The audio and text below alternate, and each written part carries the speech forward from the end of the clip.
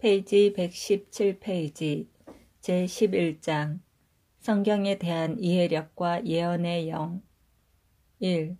성 프란치스코는 성경을 결코 공부한 적은 없었다. 그러나 지치지 않고 기도에 전념함과 덕을 끊임없이 실천한 것이 그의 영적 안목을 정화시켰으며 따라서 그의 예리한 지성은 영원한 빛의 광희에 가득 찼으며 성경의 깊은 뜻을 꿰뚫었다. 그의 뛰어난 재주는 그 신비들의 중심을 꿰뚫었으며 애정에 가득 찬 사랑으로 신학자들이 그들의 지식으로도 들어갈 수 없는 영역으로 들어갔던 것이다. 일단 성경에서 무언가 읽고 그 의미를 이해하게 되면 그는 그것을 기억에 새겨 놓았다. 그가 한번 조심스럽게 뜻을 파악한 것은 무엇이나 계속해서 묵상하였다. 수사들이 그에게 수도원에 들어오려는 학식 있는 사람들이 성경 연구를 계속하도록 허락할 것인지 물었을 때 그는 이렇게 대답했다. 공부보다 기도를 더욱 많이 하셨다는 그리스도의 모범을 따라 그들이 기도를 게을리하지 않는다면 상관하지 않겠소. 그들은 단지 말할 무언가를 얻기 위해 공부해서는 안 돼요. 그들은 배운 것을 실천하기 위해서 공부해야만 하며 또한 다른 사람들도 그와 같이 하게 격려해야만 하오. 나는 나의 형제들이 복음에 참된 제자들이 되고 우리 주님 스스로 하나의 구절 속에 결합시킨 두 가지, 즉 비둘기의 단순함과 뱀의 기질을 분리시키지 않고 단순함 안에서 성장할 수 있는 진리의 지식을 쌓아가길 바라오. 2. 성 프란치스코는 시에나에서 신학자인 한 수도자로부터 어려운 질문을 많이 받았다. 그가 신적인 지혜의 비밀을 매우 명백히 설명하는 것을 보고 그 학자는 놀라 외쳤다. 그의 신학은 우리의 지식이 땅을 따라 기어다니고 있을 때 순결과 묵상의 날개로 마치 전속력으로 날고 있는 독수리처럼 높이 날고 있소. 프란치스코는 경험이 많은 교사는 아니었으나 그렇다고 지식이 모자라는 것은 아니었다. 그래서 그는 의심스러운 문제들을 해결할 수 있었고 그것에 함축된 내용을 밝혀 보여주었다. 그가 성경을 이해하도록 하느님으로부터 지혜를 얻었다는 사실에는 아무런 이상할 것이 없다. 그리스도와 완전히 일치해서 그는 성경 속에 담겨있는 진리를 실천했으며 또한 성령이 풍부히 스며들므로써 마음에 그것의 저자를 품고 있었다. 3. 성 프란치스코는 미래를 예견하고 마음의 비밀을 읽을 수 있을 정도의 예언의 능력을 지니고 있었다. 그는 자기가 없을 때 무엇이 일어났는지 마치 그것이 현재인 것처럼 알 수 있었다. 그리고 그는 종종 멀리 있는 사람들에게 나타났다. 그는 크리스찬 군대가 다미에타를 포위하고 있을 때 그는 전쟁의 무기가 아닌 믿음의 무기를 지니고 함께 있었다. 이들이 공격을 준비하고 있다는 말을 들었을 때 그는 매우 걱정하며 동료에게 말했다. 만일 저들이 오늘 행동을 개시한다면 그것은 크리스찬 쪽에게 나쁠 것이라고 하느님은 나에게 계시하셨소. 그러나 내가 그렇게 말하면 그들은 나를 바보라고 말할 것이요. 또한 내가 그 사실을 말하지 않으면 나의 양심이 나를 쉬게 하지 않을 것이요. 당신은 내가 어떻게 해야 된다고 생각하시오? 그의 동료는 대답하였다. 형제여, 비난받는 것에 대해 염려하지 마시오. 당신이 바보라고 불리는 것이 처음은 아니지 않습니까? 당신의 양심에 순명하여 인간보다는 하느님을 더 생각하십시오. 이 소리를 듣고 성인은 일어서서 뛰어 크리스찬 군대로 가서 전쟁에 참전하지 말 것과 그렇게 하면 전쟁에 질 것이라고 충고를 전했다. 그의 예언은 진실하였으나 그들은 그것을 가소롭게 여기고 되돌아가길 완강히 거절했다. 그들은 전진에 나아가 적과 전쟁을 벌이게 됐다. 그러나 그들은 패하여 그 전쟁은 승리는커녕 치욕으로 끝났다. 이러한 참상이 크리스찬 사병에게 덮쳤으니 약 6,000명이 죽거나 포로로 잡혔다. 분명 한 거지의 지혜를 경멸해서는 안 되었던 것이다. 성경에서 우리가 보듯이 높은 탑에서 망보는 7 경비원보다 경건한 사람의 마음이 흔히 더 좋은 경고를 해준다. 4. 또 한 번은 해외에서 돌아온 후 성 프란체스코는 첼라노에 설교하러 갔는데 한 기사가 그에게 와서 함께 식사를 하자고 청했다. 그래서 그는 그 집으로 갔으며 전 가족은 그의 도착을 축하하려고 동료들과 함께 거기 모여 있었다. 그러나 그들이 앉기 전에 성 프란체스코는 그의 습관대로 하느님께 찬미를 드리며 눈을 하늘로 향한 채 거기에 서서 기도하였다. 기도를 끝마쳤을 때 그는 아량 많은 주인을 가만히 손짓하여 불러내서는 말했다. 형제여, 당신은 나에게 와서 식사를 함께 하자고 설득하였기에 나는 왔소. 그러나 이제 내가 당신께 말하는 바를 즉각 행하시오. 왜냐하면 당신은 이 세상에서가 아니라 다른 세계에서 먹게 되겠기 때문이요. 참된 통해로 당신의 모든 죄를 고하고 마음속에 말하지 않고 남겨두는 것이 없게 하시오. 하느님은 당신이 가난한 이에게 이와 같이 따뜻한 환영을 하여 준 데 대해 오늘 당신에게 보답하시려는 것입니다. 그 기사는 그의 충고를 받아들여 프란치스코의 동료에게 자신의 모든 죄를 고백하고 자기의 일을 질서 있게 정리하였으며 죽음을 대비해서 자신이 할 수 있는 것을 다 했다. 드디어 사람들이 식탁에 앉아 막 식사를 시작하려고 할 때 그 집 주인은 성인이 예견한 대로 갑자기 죽어버렸다. 이는 환대를 베푼 그의 친절에 대한 보답으로서 예언자가 받을 상을 받은 것이다. 왜냐하면 우리가 복음에서 보듯이 그는 한 예언자를 예언자로 맞아들였기 때문이었다. 성인의 예언으로 경고를 받고 그 기사는 갑작스런 죽음을 준비하였으며 회개의 무기로 무장함으로써 그는 영원한 벌을 피하고 영원한 숙소에 받아들여지게 되었다. 5. 성인이 리에띠에서 아파 누워있을 때 기드온이라고 하는 절제 없는 생활을 하는 세속적인 한 성직자가 심하게 병이 들어 눕게 되었다. 그는 자기 몸을 이끌고 성인 앞에 와서 함께 온 사람들과 더불어 십자가의 표시로 자신을 축복해 줄 것을 눈물로 간청하였다. 그러나 성인은 이렇게 대답하였다. 어떻게 당신에게 십자가를 그을 수 있겠소? 당신은 수년 동안 하느님의 심판에 대해 전혀 생각지 않고 정욕에 빠져 있었지 않소. 그러나 나는 하느님의 이름으로 당신에게 십자가를 긋겠소. 왜냐하면 당신의 친구들이 나에게 간청하기 때문이요. 그러나 명심하시오. 만일 당신이 한번 치유를 받고도 다시 옛 생활로 되돌아간다면 당신은 앞으로 더욱 고통받을 나쁜 일이 일어날 것이요. 배은망덕의 죄는 항상 사람을 이전보다 더욱 나쁘게 만드는 것이요. 그가 십자가를 긋는 순간 그 환자는 회복되어 침대에서 일어나 나는 구원되었다라는 말과 함께 하느님을 찬미하였다.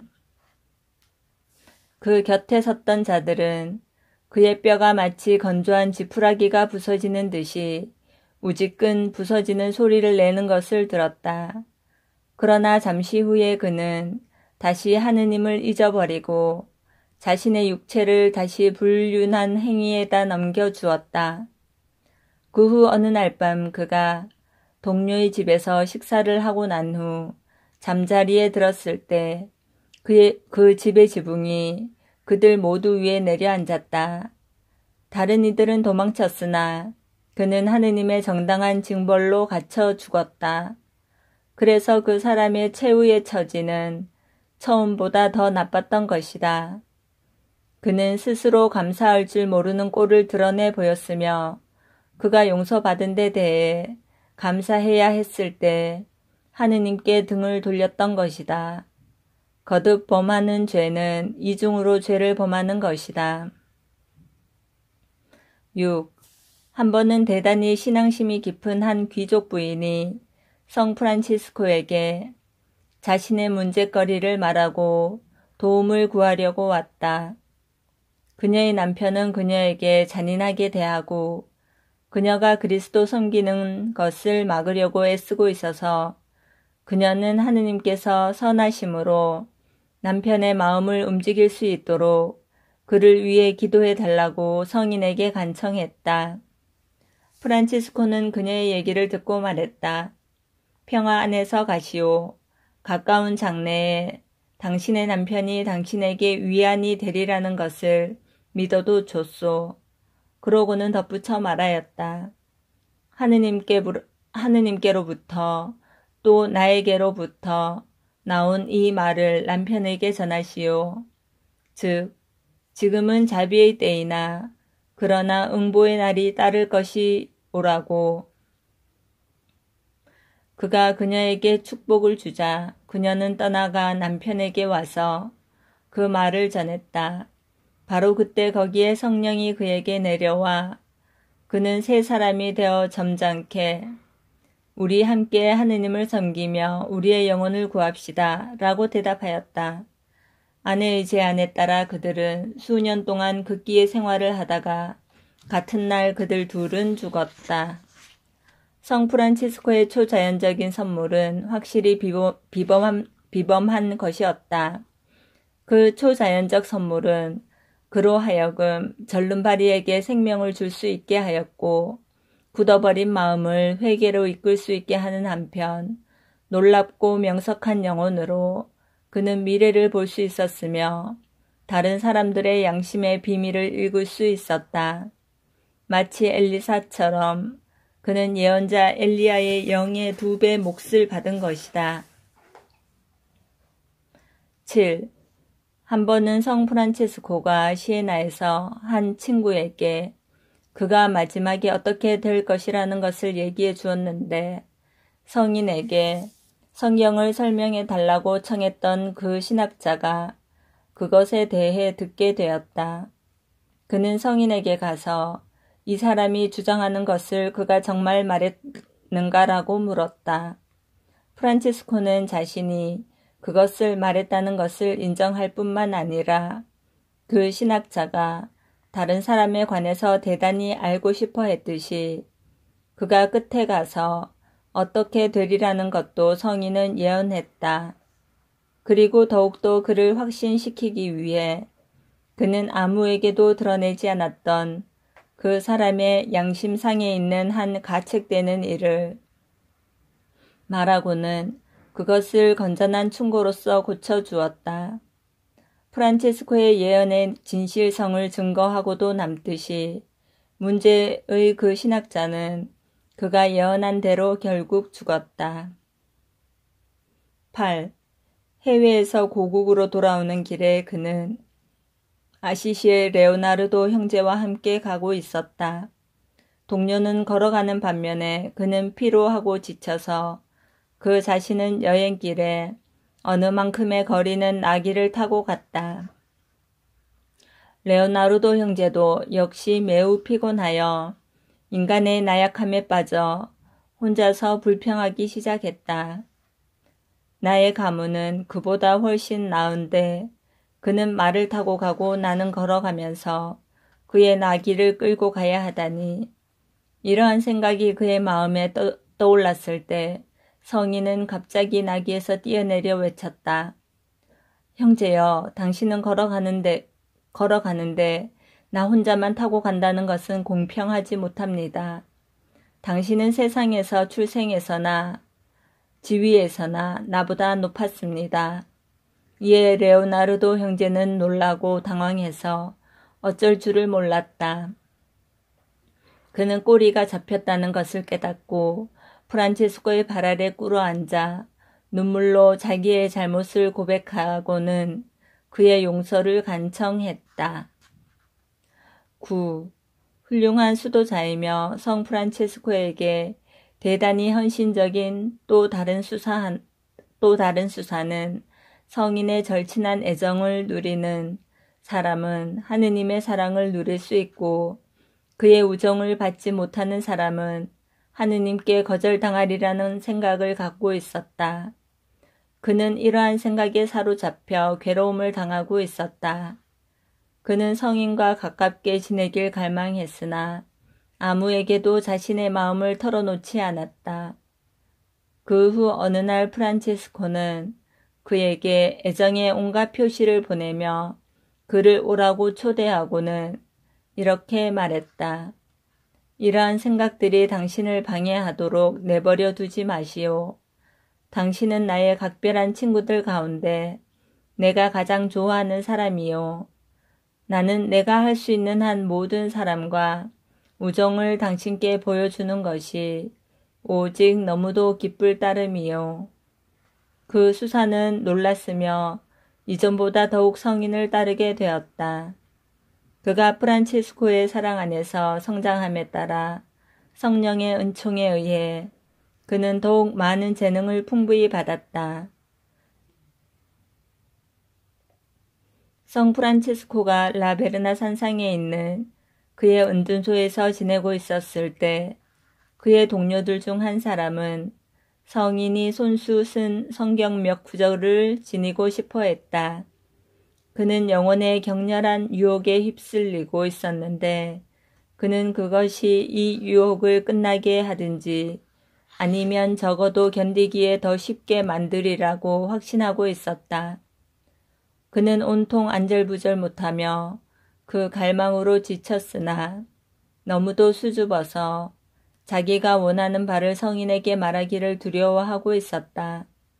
그러나 프란체스코는 자기의 동료가 무엇을 자기에게 말하기를 두려워하고 있는가를 성령으로부터 알고서 그에게 펜과 종이를 가져오라고 했다.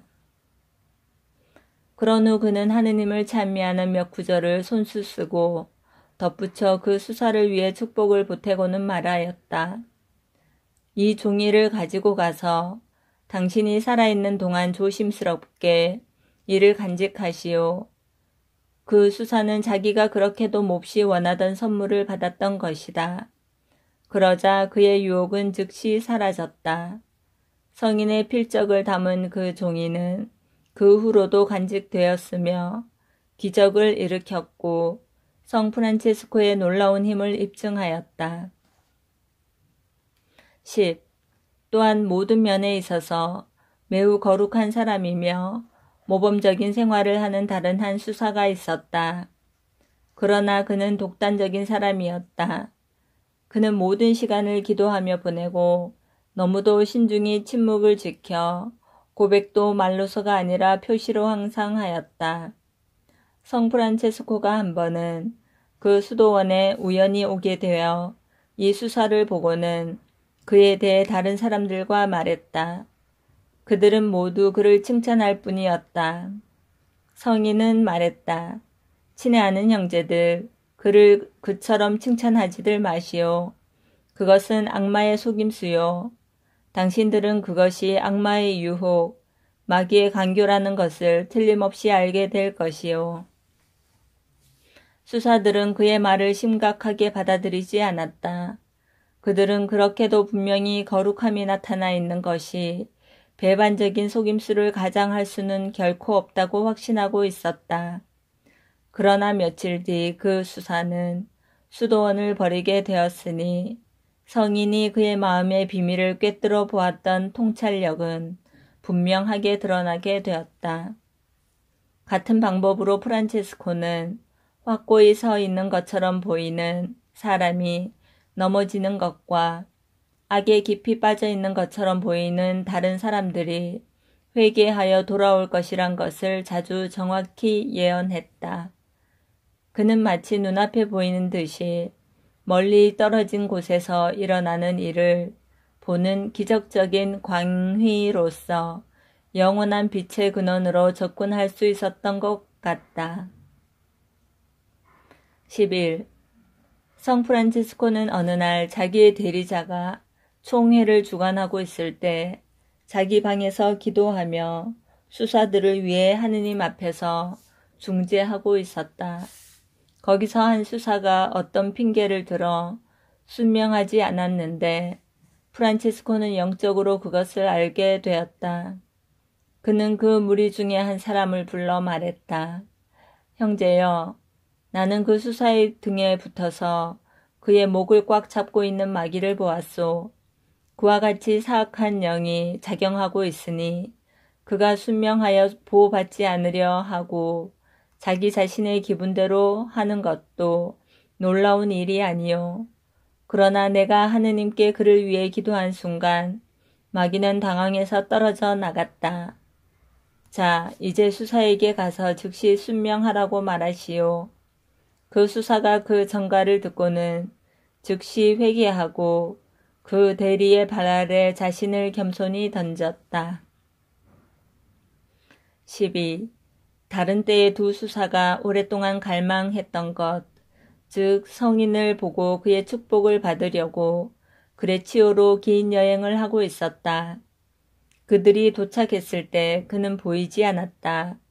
그가 이미 수도원을 떠나 자기 개인 방으로 가버린 뒤였다. 그래서 그들은 떠날 때 대단히 실망했다. 그러나 그들이 길을 따라 내려갔을 때 성인은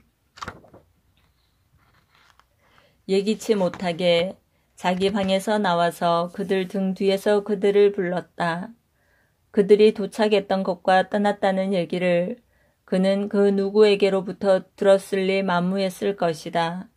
그러나 그는 그들이 원하는 대로 그리스도의 이름으로 십자가를 그으며 그들을 축복해 주었다. 13. 한 번은 테라 디 라보르 출신의 두 수사가 성 프란체스코를 만나러 왔다. 그들 중 나이 많은 사람은 그의 동료에게 나쁜 표양을 보여주었다. 그래서 그들이 성인을 만났을 때 성인은 나이 어린 수사에게 그의 동료가 오는 중에 어떻게 행동했는지에 대해서 물었다. 그 수사는 그가 꽤 잘했습니다 라고 대답했다. 그러나 프란치스코는 그에게 형제여, 순명을 구실 삼아 거짓말을 하지 않도록 조심하시오. 나는 그가 어떻게 행동했는지 잘 알고 있소. 그러나 기다리고 지켜보시오 라고 말했다. 그 수사는 프란치스코가 그렇게 멀리 떨어져 있는 곳에서 일어난 일을 영으로 알고 있는 것에 놀랐다. 며칠 후에 나쁘게 행동했던 그 수사는 수도원을 버리고 떠나갔다. 그는 성인의 용서를 빌지 않았고 행동 거지를 바로 고치기를 거절했다. 이 하나의 사건은 두 가지 일을 명백히 시사한 것이었다. 즉 하느님 심판의 공정함과 꿰뚫어 볼 수 있는 예언하는 영의 능력이다. 14. 하느님의 능력으로 프란치스코가 함께 있지 않는 사람에게 사람의 형태로 나타났다는 사실은 앞장에서 서술한 내용으로 확실히 증명되었다. 이것은 그가 불마차의 모습으로 수사들에게 또 십자가의 모양으로 알레스 총회에 어떻게 나타났던가를 다시 생각해 보는 것으로 충분하다. 이것이 섭리의 특별한 뜻으로 나타난 것이란 사실에 대해서는 의심의 여지가 없다. 사람의 모양으로 그가 기적적으로 나타난 것은 그의 영혼이 얼마나 영원한 지혜의 빛에 가까이 있고 화응하는가를 보여주기 위한 것이었다. 우리가 지혜서에서 지혜는 모든 움직임보다 더 빠르며 순결한 나머지 모든 것을 통찰한다. 모든 세대를 통하여 거룩한 사람들의 마음속에 들어가서 그들을 하느님의 벗이 되게 하고 예언자가 되게 한다. 란 말씀처럼 탁월한 스승이신 하느님은 대개 당신의 신비를 단순한 사람들에게, 가난하고 멸시당하는 사람들에게 드러내 보이신다. 우리는 이 사실을 무엇보다도 가장 위대한 예언자였던 다윗의 경우에서 그 다음엔 12제자의 왕자인 성 베드로에게서 볼 수 있다. 그리고 지금 우리는 이를 다시 한번 그리스도의 가난한 거지인 프란치스코의 경우에서 다시 한번 보는 것이다. 이들은 배운 것 없는 단순한 사람들이었으나 그러나 이들은 성령의 인도하에서 명성을 얻었던 것이다. 다윗은 목동이었으나 회당의 지도자가 되도록 뽑혔으며 하느님이 이집트로부터 구해낸 백성을 다스리게 되었다. 베드로는 어부였으나 교회인 그물에 많은 신자들을 채우도록 뽑혔다. 프란치스코는 상인이었으나 그리스도를 위해 가진 것을 모두 팔아 복음 생활인 진주를 사기에 정해져 있었다.